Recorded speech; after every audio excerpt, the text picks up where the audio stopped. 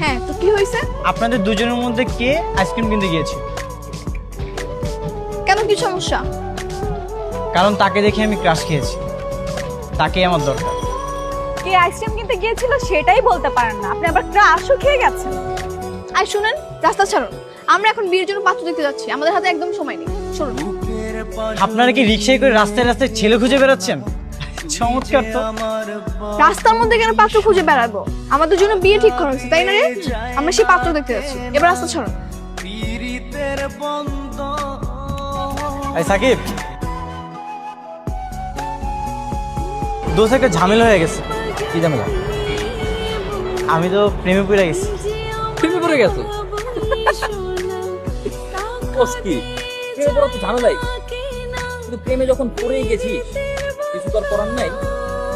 প্রেমেটা কে? 2 টাকা ইনকাম করেন, সেটা দিয়ে কি 2 বউ চালানোর মতো ক্ষমতা